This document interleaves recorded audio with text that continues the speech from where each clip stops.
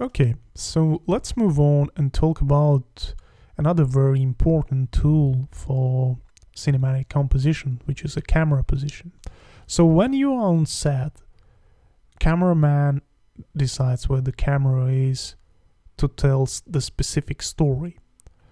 So, and it's very important because throughout these years I realized that actually knowing where to place your camera in the first place is very, very important, because this is the first step when you start composing your picture.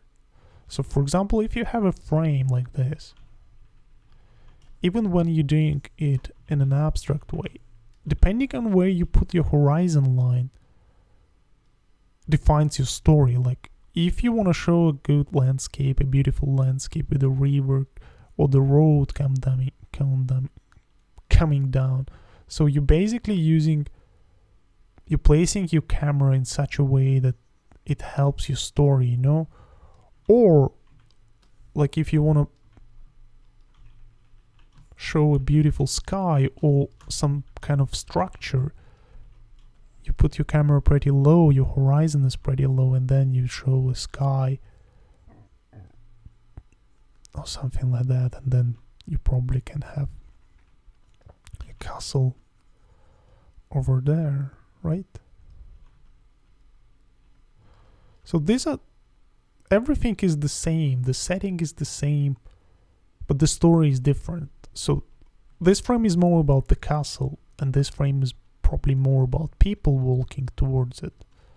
So the beauty of concept art, and I keep saying it, like this thing, it needs a lot of people and it needs a lot of money as well.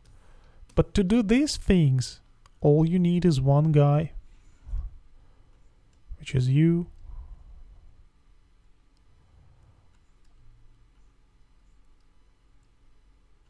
And all you need is this guy over here, your brain.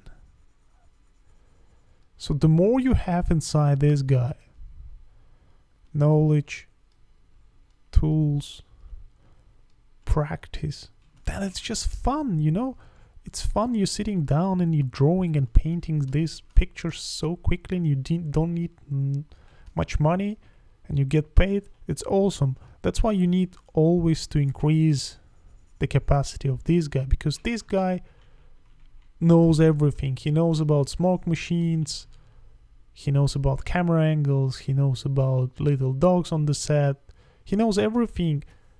And that's why people come to him, because they know whenever they come to him, he will address all the questions they will have on this big and expensive set.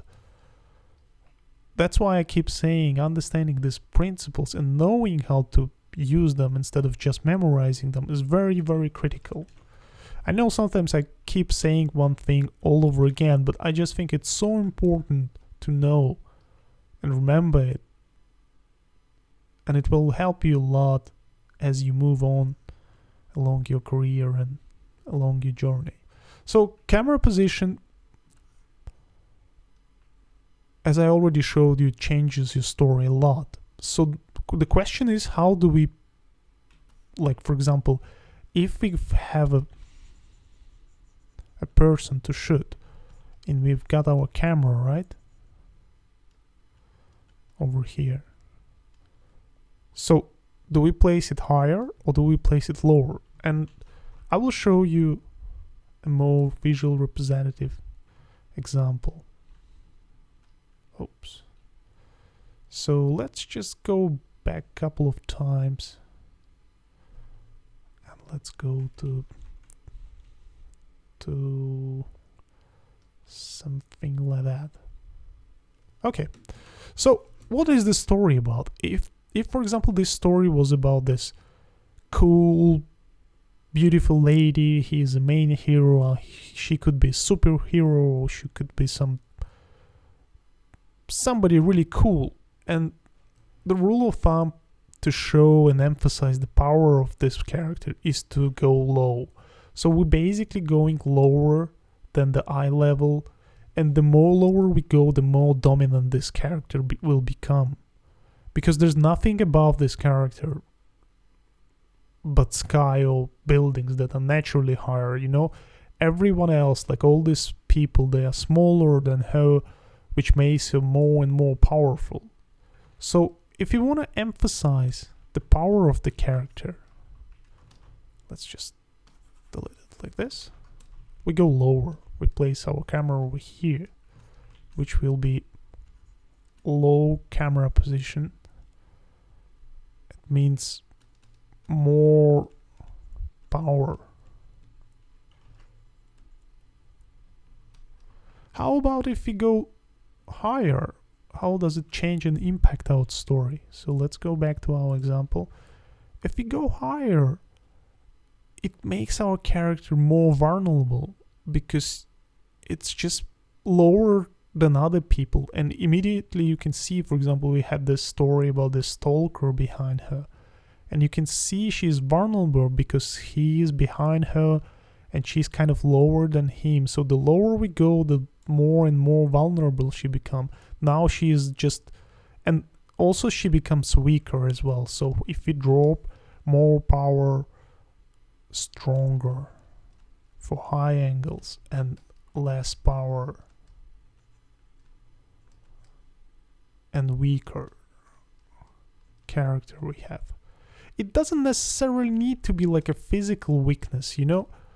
It just, this bit in story, in this specific moment when we select this high angle, we mean that this character is less strong.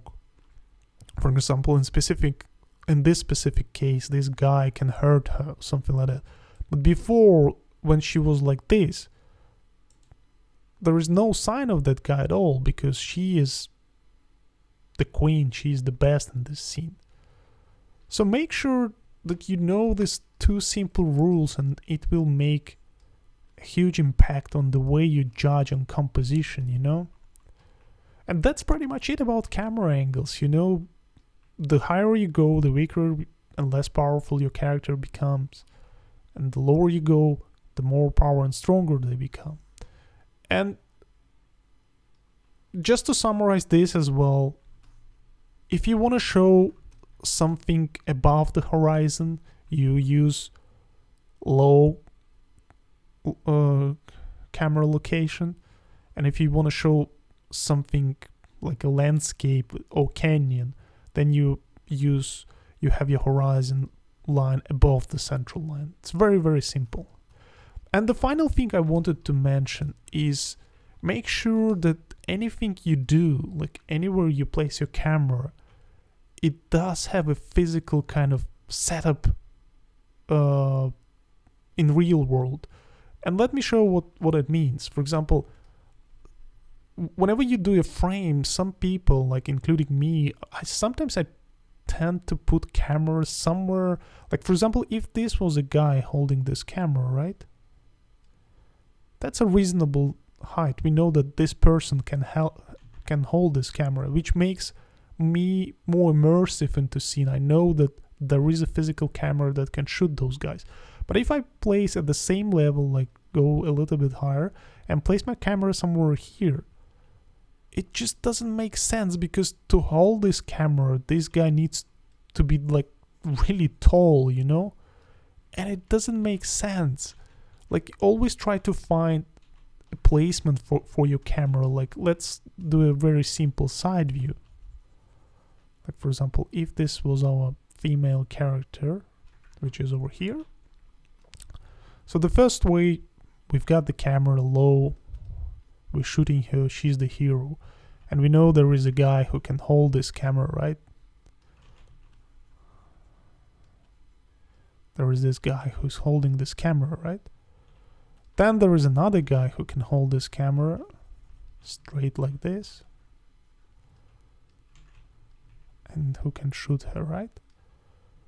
And then there is a crane behind them who can make a high angle, right?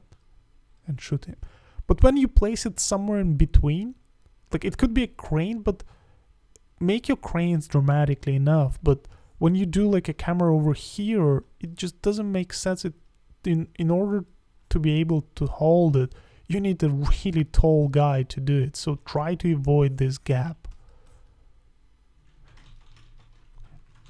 Same goes when you go really down. If you go really down over here,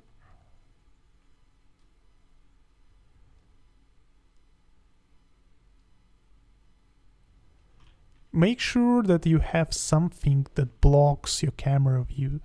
So for example, if you were trying to frame this as a composition, then you will have some kind of obstacle between this character.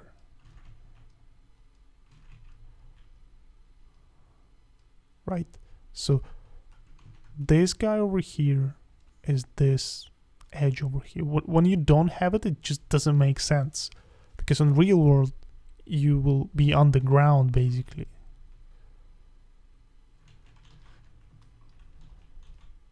And for like a really high shot as well, imagine if there was some kind of tower, and then you would look down.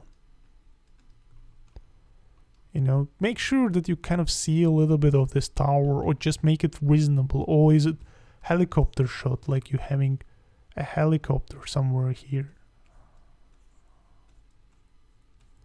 and you shooting down? So be very reasonable about the way you locate your camera, because in order to immerse yourself inside the scene, it needs to be consistent. It needs to have like a physical representation in the real world. And that's pretty much it, guys, about camera positions. It's another very powerful tool that will help you dramatically to change your stories. And the next one will be light, and I will talk about it in the next lesson. Thank you very much.